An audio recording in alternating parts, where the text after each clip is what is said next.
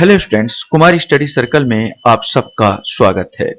छत्तीसगढ़ उच्च शिक्षा विभाग द्वारा जो वैकेंसी निकाली गई है प्रयोगशाला परिचारक, भृत्य, चौकीदार, स्वीपर, टोटल 913 पद पर यह वैकेंसी निकाली गई है।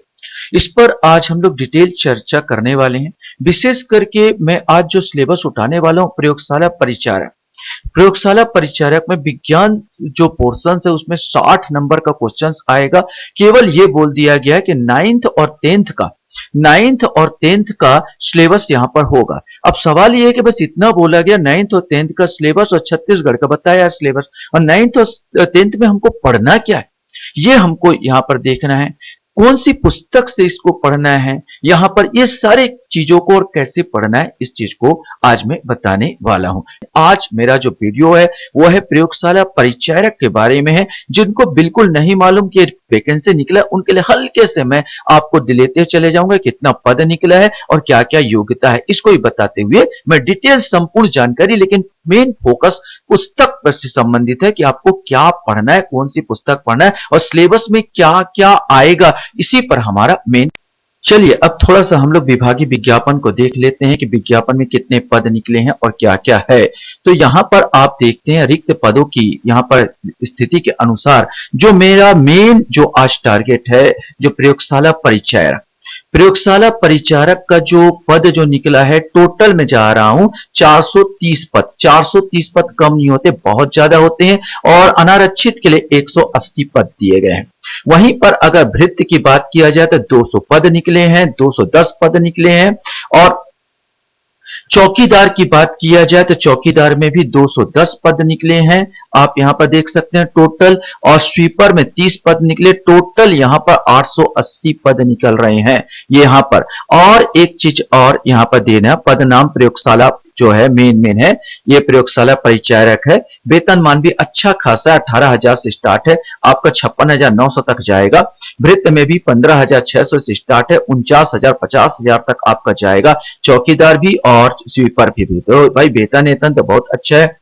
और ये परिवीक्षा अवधि 3 वर्ष का है प्रयोगशाला। अच्छा, यहाँ पर मेन आपको जो देखना है कि न्यूनतम शैक्षणिक योग्यता, बहुत सारे मन में ये होगा कि भाई इसमें डिप्लोमा मांग रहा है या कुछ विज्ञान से संबंधित है, ऐसा कुछ है, तो ऐसा कुछ नहीं है। यहाँ पर आप देखो प्रयोगशाला में किसी भी मान्यता प्राप्त मंडल या संस्थान से हाई स्कूल 10+2 परीक्षा उत्तीर्ण होनी चाहिए, बस इतना बोला गया है। किसी मान्यता प्राप्त मंडल संस्था से हाई स्कूल 10+2 परीक्षा उत्तीर्ण होनी चाहिए। और भृत्य के लिए आवेदन कर रहे हैं तो 5वीं परीक्षा पास उत्तीर्ण होनी चाहिए। चौकीदार के लिए आवेदन कर रहे हैं वो भी 5वीं है, और स्वीपर के आवेदन कर रहे हैं तो 5वीं है।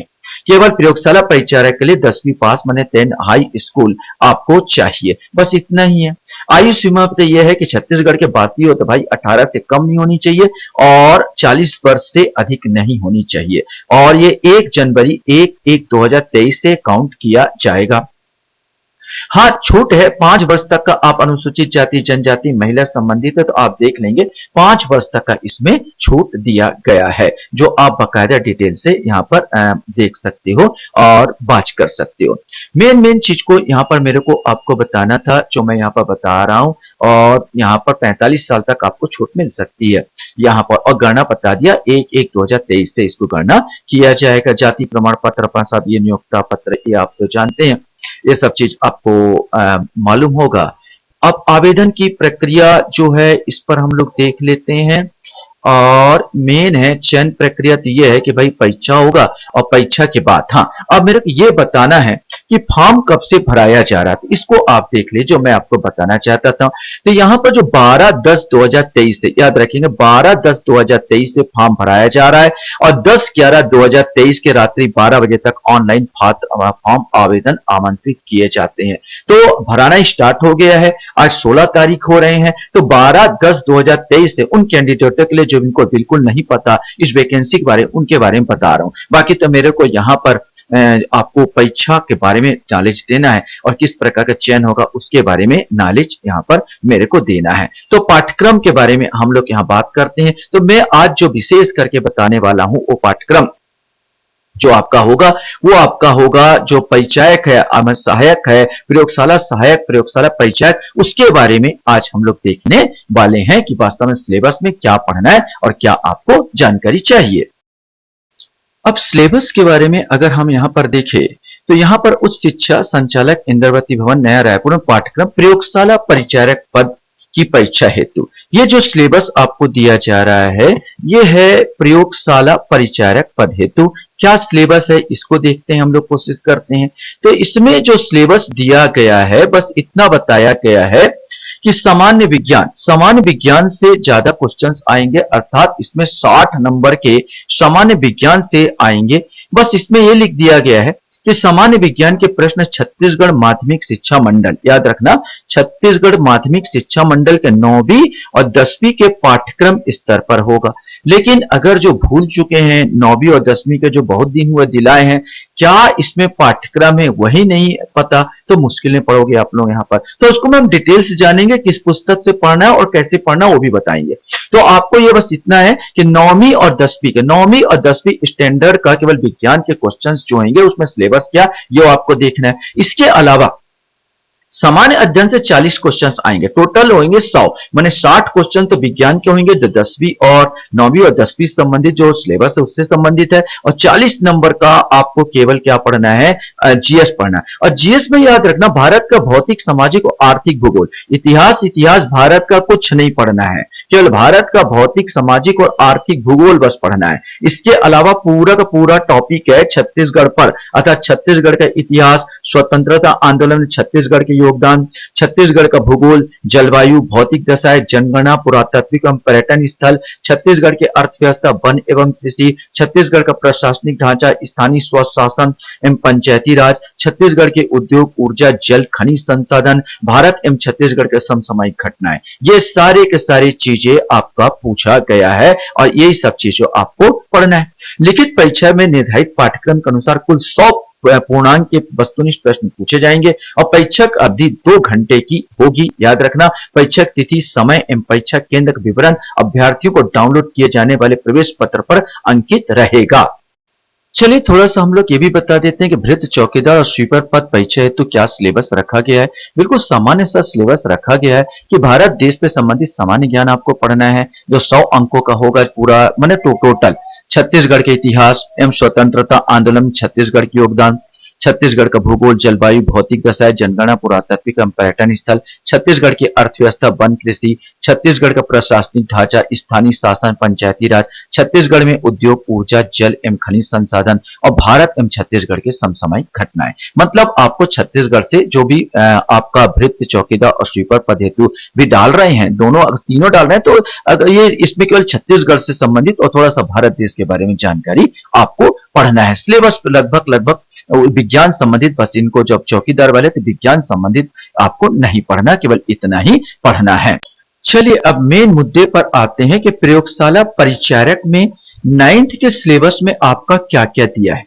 तो देखो 9th का अगर सिलेबस पढ़ रहे हो तो इसमें आपका पहला गति एवं बल, जिसमें आपका गति, बल एवं गति के नियम एवं गुरुत्वाकर्षण से संबंधित क्वेश्चंस होंगे।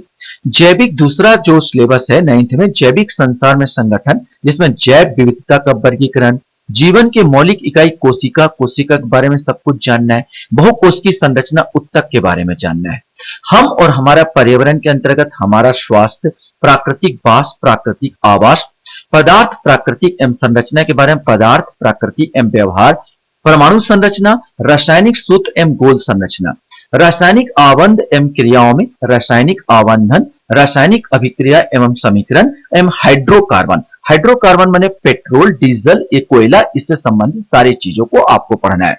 ऊर्जा का सिद्धांत एवं प्राकृतिक स्रोत में कार्य एवं ऊर्जा, ध्वनि, और इसके अलावा कोयला, पेट्रोलियम, पेट्रो रसायन के बारे में आपको पूरा जानकारी होना चाहिए। अगर 10th का सिलेबस में देखा जाए, 10th की किताब आप देखो तो उसमें आपका सिलेबस में जीवों का विकास कैसे होता है, अम्ल और लवण, ऊष्मा और ताप, तत्वों का आवर्ती वर्गीकरण, हमारा पर्यावरण, पारिस्थितिकी तंत्र में ऊर्जा का प्रभाव, विद्युत धारा एवं परिपथ, जैविक प्रक्रियाएं जिसमें पोषण, परिवहन, श्वसन, उत्सर्जन, जैविक प्रक्रिया नियंत्रण एवं समन्वय, धातु एवं धातु कर्म, प्रकाश का परावर्तन अपवर्तन समतल सतह से, अधातु का रसायन, विद्युत के चुंबकीय प्रभाव, प्रकाश का परावर्तन एवं अपवर्तन गोलीय सतह से, जैविक प्रक्रियाएं प्रजनन, वृद्धि एवं परिवर्धन, आनुवंशिकी जनकों में से संतानों तक हाइड्रोकार्बन से व्युत्पन्न दैनिक जीवन में रसायन और ऊर्जा स्वरूप एवं स्रोत, ये सारे जो सिलेबस में है आपका 10वीं पाठ्यक्रम में और 9वीं, ये सारी चीज आप में सिलेबस में होंगे। केवल इसीलिए लिख दिया गया 10वीं और 9वीं और 10वीं का सिलेबस। तो ये क्या क्या सिलेबस में, ये आपको पता होना चाहिए। 10वीं और 9वीं, हाँ, आप लोगों को तैयारी कैसे करना, अब मेन मुद्दा आता कौन सी पुस्तक से पढ़े और तैयारी कैसे करें। तो भाई तैयारी करने के लिए आप कहीं ना कहीं से 9th और 10th के पुस्तक विज्ञान का जुगाड़ कर लीजिए। 9th और 10th के अलावा नई जुगाड़ हो रहा, और जुगाड़ हो भी गया तो भी आपको मार्केट में दो पुस्तक बहुत अच्छी मिलेगी। एक आपका जो सामान्य विज्ञान का लुसेंट का आता, बहुत ही बेहतरीन पुस्तक है सामान्य विज्ञान का। लुसेंट का पूरा ऑब्जेक्टिव वाला नहीं पढ़ना है, पूरा जो एक आता है टोटल ऑब्जेक्टिव, ध्यान रखेंगे सामान्य भी, इसमें लुसेंट का दो पुस्तक विशेष करके आते हैं। एक ऑब्जेक्टिव का आता है जिसमें पूरा जीएस दिया रहता है, उसको नहीं लेना है, आपको केवल लेना है सामान्य विज्ञान। बोलना सामान्य विज्ञान के मेरे को चाहिए। इसके अलावा भारत का भूगोल के लिए आप पढ़ सकते हो पेरियार का। पेरियार का एक बहुत अच्छी पुस्तक है जो भारत का भूगोल का एक टॉपिक आपको कवर करेगी।